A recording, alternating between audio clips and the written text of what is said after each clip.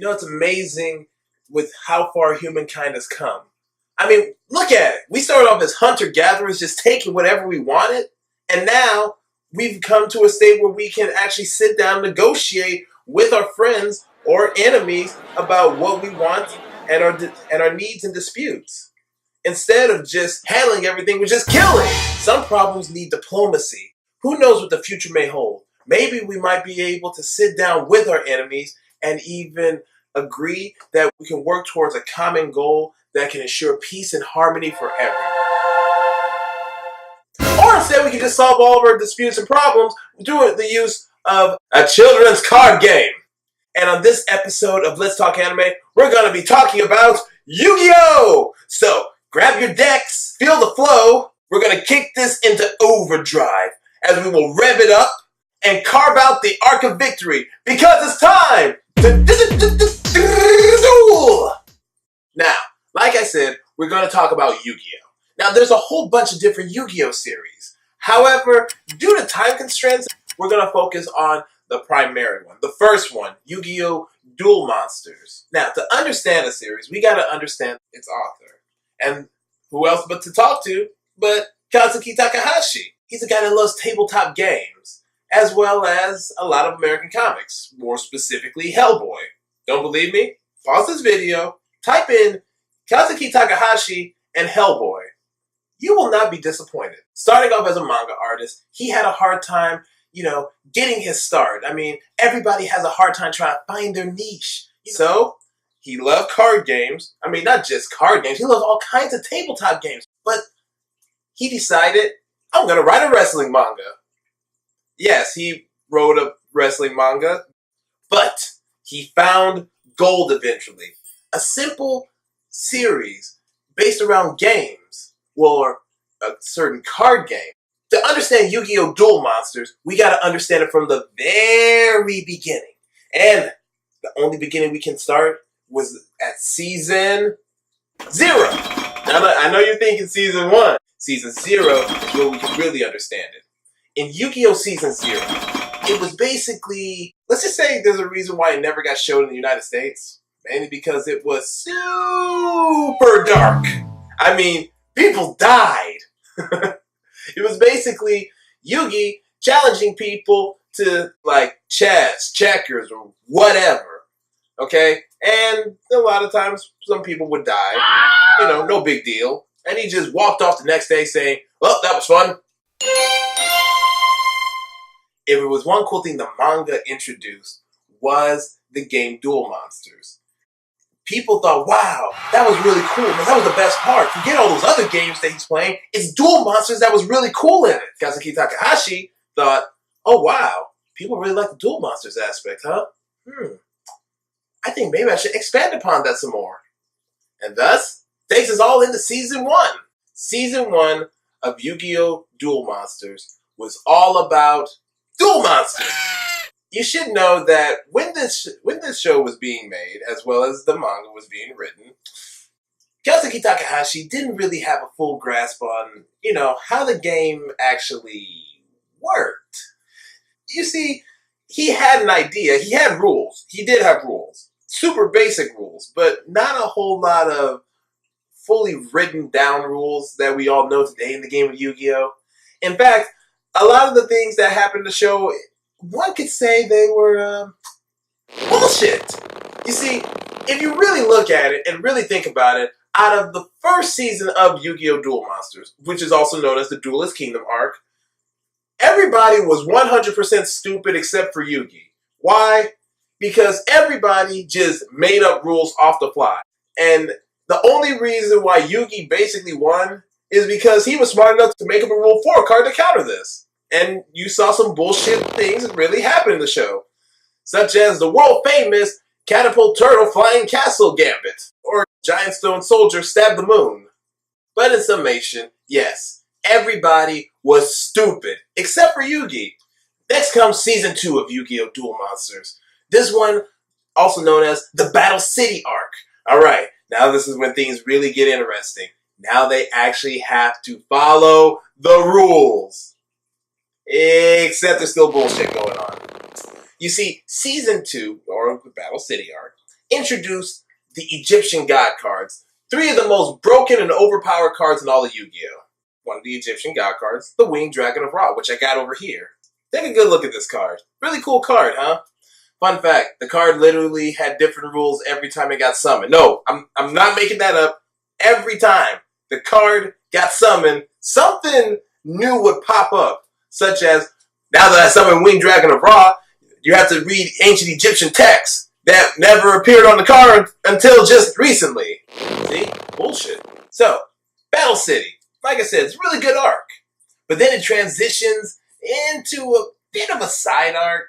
Well, it is a side arc that's connected to Battle City, the whole virtual world arc, where we actually start to kind of see that even though Kaiba, spoiler alert,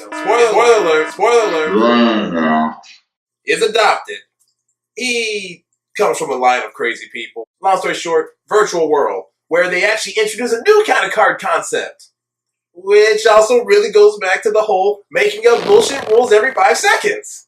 Seriously, the series just feels like nothing but bullshit. So, right after that whole virtual world arc, we then come right back into Battle City, where, as you see, it comes down to 4 main duelists, and hey, take a guess who has plot armor and is going to get eliminated first. But afterwards, they all rejoice. They all said, hey, we're glad it's over. We saved the world. Oh yeah, and Kaiba basically rigged an island to blow up while they're all on it. Like I said, guy was nuts. Now, after the Battle City arc, we enter the Waking Dragons arc, which is nothing but 100% what the fuck am I watching? It literally has a whole lot of things that don't make a lick of sense. Starting from the top. Yes, it starts off, you understand it so far, and then you understand that basically there are 3, unique dragon cards, and the Seal of Orichalcos, okay, which makes sense on how it works. The rules are clearly written down on how it works.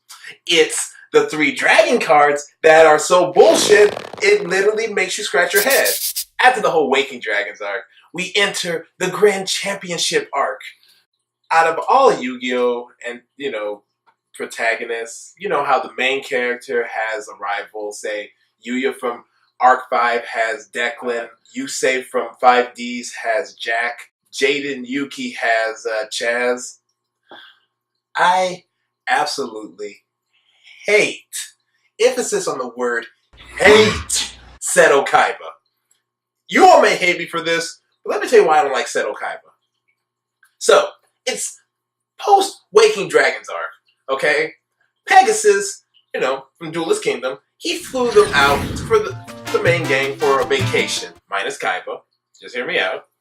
And they're all sitting here relaxing, and now they say, well, our vacation's done, it's time to head back home. And they all realize, wait a second, we don't have enough money to get home. Hey, Kaiba's in town. Let's ask him for some money. After all, he helped us save the world. Right? Right. So they go to Kaiba, and Kaiba basically says, no, enter my tournament and we'll talk. Yeah. Instead of letting people go home, no, he has to force them back into the dueler's seat. Because Kaiba is a douchebag. And then the last and final arc, although you can kind of count it as 2 separate ones, is the Dawn of the Duel arc, which involves the gang going back in time and watching how Duel Monsters first started off. How they met the Pharaoh when he was still a Pharaoh. And when they learned the Pharaoh's name. And the duels in this season are only 2. Yeah, 2 duels.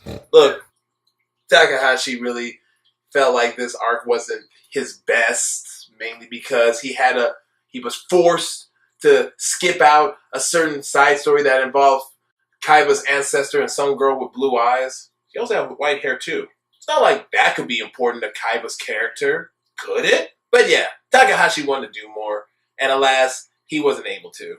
And then the whole thing ends with Yugi and the Pharaoh having a ceremonial duel. So, at one point, Yu-Gi-Oh! Was brought to the United States. But it wasn't brought just anyway. Oh no, it was brought thanks to 4Kids. You know 4Kids. They were known for creating such great... 4Kids were known for making such great... They just made dubs, okay? You see, When Yu-Gi-Oh! Came to the United States, it didn't just get dubbed. Oh, no, no, no. It got localized. But everyone knows the proper term, Americanized. You see, in the world of Yu-Gi-Oh!, we all know this is a Japanese anime series as well as a manga series. The thing just screams Japan. Except in 4Kids' eyes, they feel like that kids might get too confused by the dialogue or the names. We gotta make this super American so they can understand. You had various name changes. For example, Katsuya Jonochi. You don't know him? Well, you should know him. He's known as Joey Wheeler. Or maybe Ryuji Otogi. Still doesn't ring a bell? I thought you all knew about Duke Devlin. Now, certain scenes in the English dub of Yu-Gi-Oh! Were cut out 100%. Why? Because 4Kids thought they were useless. 2 examples I can give you. One of which being, let's see, did you know that Yugi had a mother?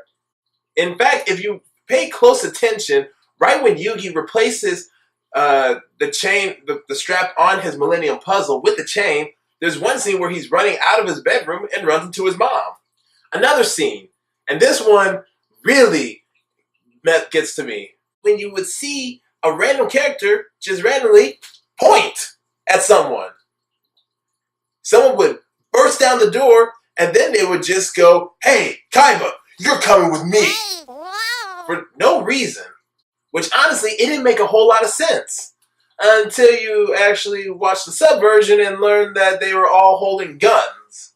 This really makes no sense. Cannons on dragons is normal, but guns? Oh, no, no, no, no. That's a problem. Someone getting punched?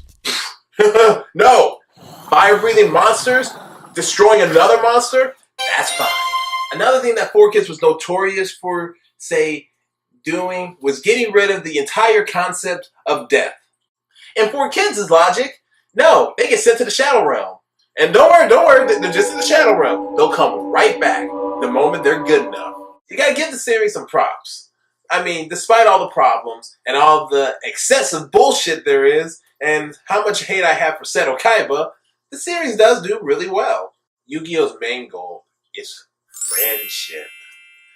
He intentionally named Yugi, and Joey or Jonochi their names because of the word Yujo, which translates to friendship. And honestly, that's what the game's supposed to do. Friendship, camaraderie, bringing people together.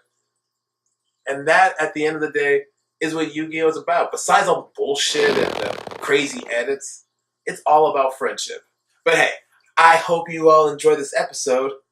Do me a favor, like, comment, subscribe. And next time, we might be trying to solve our problems, do a game of spinning tops.